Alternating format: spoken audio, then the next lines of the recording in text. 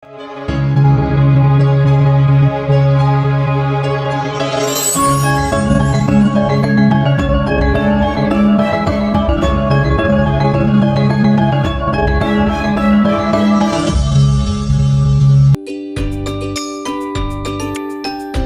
dan bahagia, Ibu dan Bapak Guru, selamat datang di Aksi Nyata Topik Merdeka Belajar.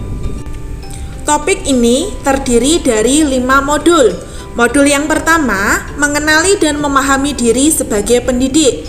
Modul kedua, mendidik dan mengajar. Modul ketiga, mendampingi murid dengan utuh dan menyeluruh. Modul keempat, mendidik dan melatih kecerdasan budi pekerti.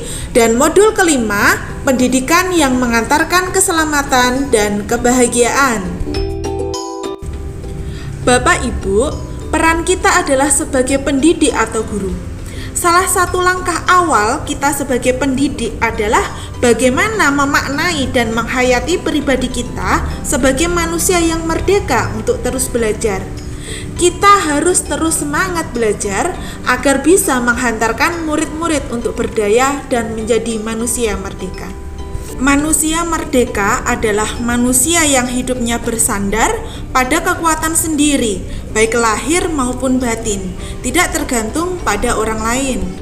Bapak Ibu, murid-murid kita sekarang adalah generasi digital native. Mereka fasih sekali berselancar di internet, bisa mendapatkan pengetahuan, mempelajari keterampilan sesuai kebutuhan yang mereka inginkan. Jadi kita sebagai pendidik harus berusaha dan bisa menyelaraskan dengan konteks murid dan zaman. Kita sebagai pendidik harus adaptif terhadap perubahan.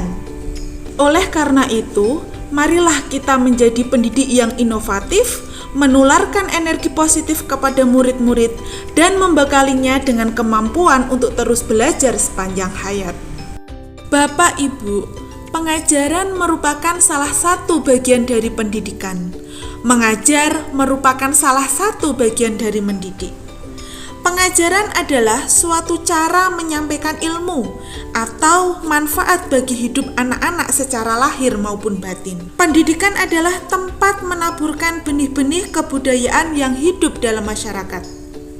Bapak Ibu, kita sebagai pendidik atau guru tugasnya adalah mendidik, yaitu menuntun segala kodrat yang ada pada murid agar mereka dapat mencapai keselamatan dan kebahagiaan yang setinggi-tingginya, baik itu sebagai manusia maupun sebagai anggota masyarakat. Ki Hajar Dewantara memperkenalkan sistem Among yang dikenal dengan slogan Ing ngarsa sung tulodo, ing madya mangun karso, tutwuri handayani, di mana seorang guru haruslah memberi contoh yang baik, seorang guru haruslah memberikan semangat pada murid dan harus memberi dorongan atau menjadikan murid menjadi mandiri. Pendidikan sejogja-nya dapat memenuhi kebutuhan lahir dan batin bagi murid, agar dapat mencapai keseimbangan dalam menjalani kehidupan. Bapak Ibu, kebudayaan merupakan hasil budi manusia secara lahir dan batin yang dipengaruhi oleh alam dan zaman. Pengembangan budi pekerti berupa olah cipta atau pikiran, olah rasa karakter atau pengembangan budi pekerti, olah karsa atau kemauan, dan olahraga atau jasmani. Kebudayaan merupakan hasil budi manusia yang dipengaruhi oleh alam dan zaman.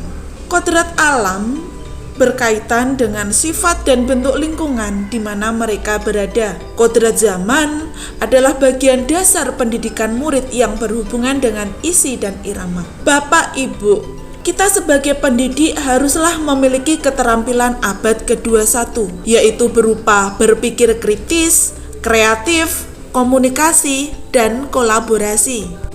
Untuk menuntun murid mencapai kekuatan-kekuatan kodratnya, yaitu dengan asas trikon, kontinu, konvergen, konsentris. Dalam kodrat zaman, kontinu, pendidik menuntun murid dengan perencanaan dan pengembangan secara berkesinambungan. Konvergen, pendidik menuntun murid dengan pemikiran terbuka terhadap segala sumber. Kemudian konsentris. Pendidik menuntun murid dengan berdasarkan kepribadian, karakter, dan budaya.